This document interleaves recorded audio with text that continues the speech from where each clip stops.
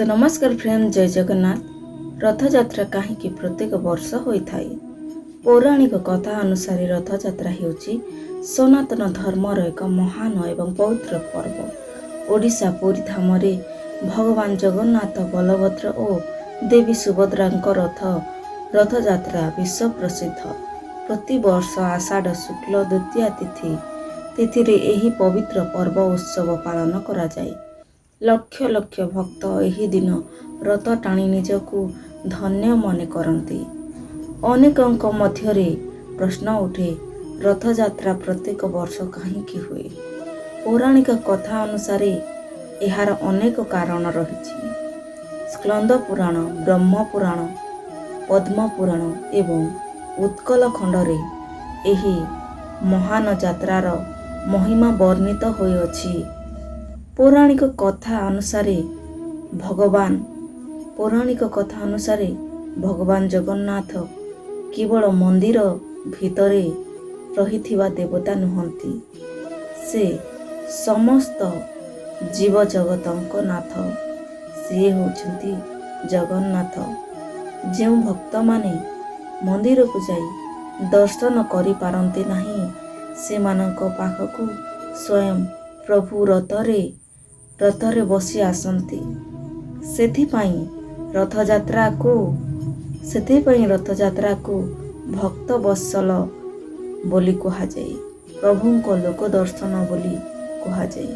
ଭକ୍ତ ବତ୍ସଳ ପ୍ରଭୁଙ୍କ ଲୋକ ଦର୍ଶନ ବୋଲି କୁହାଯାଏ। ଏକ ପ୍ରସିଦ୍ଧ କଥା ଅନୁସାରେ ଦେବୀ ସୁଭଦ୍ରା ଦିନେ ନିଜ ଭାଇ ଶ୍ରୀକୃଷ୍ଣ ଓ ବଳରାମଙ୍କୁ ନଗର ଭ୍ରମଣ କରିବାର ଇଚ୍ଛା ପ୍ରକାଶ କଲେ। ତାଙ୍କ ଇଚ୍ଛା ପୂରଣ କରିବା ପାଇଁ ଦୁଇ ଭାଇ ରଥରେ ବସି ତାଙ୍କୁ ନେଇ ବାହାରିଲେ। ଏହି ଘଟଣାକୁ ସ୍ମରଣ କରି ପ୍ରତିବର୍ଷ ରଥଯାତ୍ରା ପାଳନ କରାଯାଏ। ଆଉ ଏହା ବି କୁହାଯାଏ ଯେ ପୌରାଣିକ କଥା ଅନୁସାରେ ସେ ଗୁଣ୍ଡିଚା ଦେବୀ ଭଗବାନଙ୍କୁ ଅନୁରୋଧ କରିଥିଲେ ଯେ ସେ ପ୍ରତିବର୍ଷ ତାଙ୍କ ଘରକୁ ଆସିବେ ଓ ତାଙ୍କ ଶ୍ରୀମନ୍ଦିରକୁ ବାହୁଡ଼ିବେ। ଭଗବାନ ତାଙ୍କ ଭକ୍ତଙ୍କ ଭକ୍ତିରେ ପ୍ରସନ୍ନ ହୋଇ ବର ଦେଇଥିଲେ। ଭଗବାନ ତାଙ୍କ ଭକ୍ତିରେ ପ୍ରସନ୍ନ ହୋଇ ବର ଦେଇଥିଲେ ଯେ ପ୍ରତିବର୍ଷ ଏକଥର ସେ ଭାଇ ଭଉଣୀଙ୍କ ସହ ଗୁଣ୍ଡିଚା ମନ୍ଦିରକୁ ଯିବେ। ଆଜି ମଧ୍ୟ ସେହି ପରମ୍ପରା ଅବିଚ୍ଛିନ୍ନ ଭାବରେ ଚାଲି ଆସିଛି। ଯୁଗ ଯୁଗ ଧରି ପୌରାଣିକ ମତ ଅନୁସାରେ ଗୁଣ୍ଡିଚା ଦେବୀ ଗୁଣ୍ଡିଚା ମନ୍ଦିରକୁ ବୃନ୍ଦାବନର ପ୍ରତୀକ ବୋଲି ମନାଯାଏ। ଜଗନ୍ନାଥ ହେଉଛନ୍ତି ଶ୍ରୀକୃଷ୍ଣଙ୍କ ରୂପ। ସେ ପ୍ରତିବର୍ଷ ବୃନ୍ଦାବନର ସ୍ମୃତିରେ ଗୁଣ୍ଡିଚା ମନ୍ଦିରକୁ ଯାଆନ୍ତି।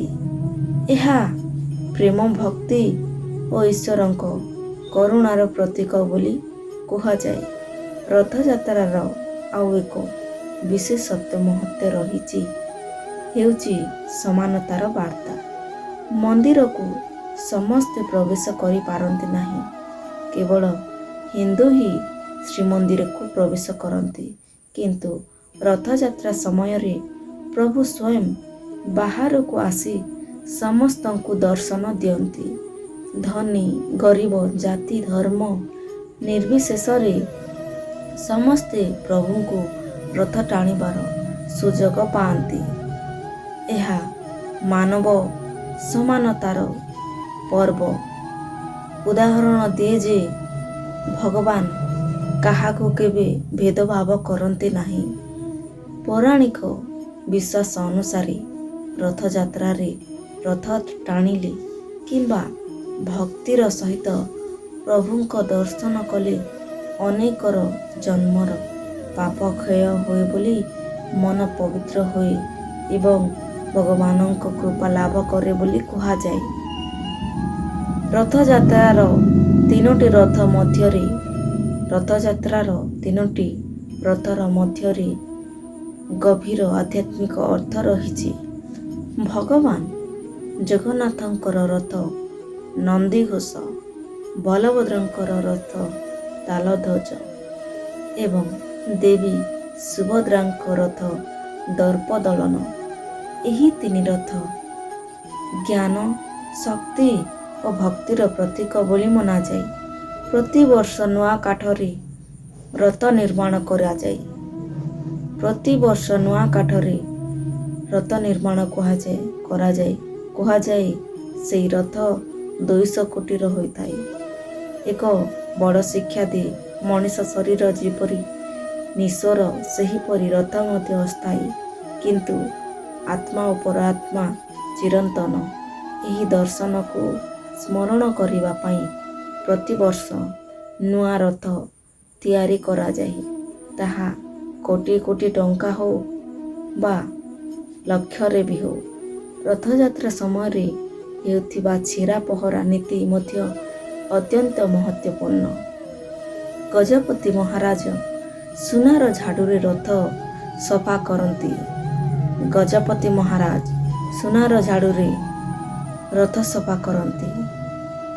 ଏହା ଶିଖାଏ ଯେ ଭଗବାନଙ୍କ ସାମ୍ନାରେ ରାଜା ହେଉ କି ପ୍ରଜା ହେଉ ସମସ୍ତେ ସମାନ। ଧନୀ ହେଉ କି ଗରିବ ହେଉ ସମସ୍ତେ ସମାନ।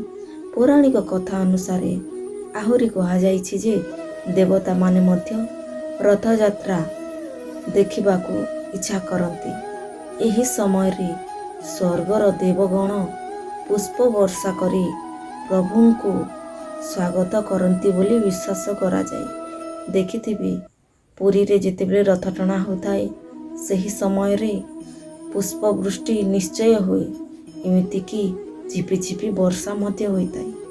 7 ଦିନ ଗୁଣ୍ଡିଚା ମନ୍ଦିରରେ ରହିବା ପରେ ପ୍ରଭୁ ପୁଣି ମନ୍ଦିରରୁ ଫେରନ୍ତି। ଏହି ଫେରା ଯାତ୍ରାକୁ ବାହୁଡ଼ା ଯାତ୍ରା କୁହାଯାଏ। ଏହା ଜୀବନର ଏକ ଦାର୍ଶନିକ ସତ୍ୟକୁ ପ୍ରକାଶ କରେ। ଯେଉଁଠାରୁ ଆସିଛି ଶେଷରେ ସେଠାକୁ ହିଁ ଫେରିବାକୁ ପଡ଼େ।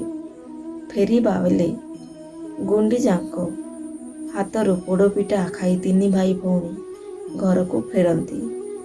ଏହା ଭକ୍ତି, ପ୍ରେମ, ସମାନତା, ସେବା, ବିନମ୍ରତା ଏବଂ ମାନବତାର ମହାନ ବାର୍ତ୍ତା। ପ୍ରତିବର୍ଷ ଏହି ଯାତ୍ରା ଆମକୁ ସ୍ମରଣ କରାଯାଏ ଯେ ଭଗବାନ କେବଳ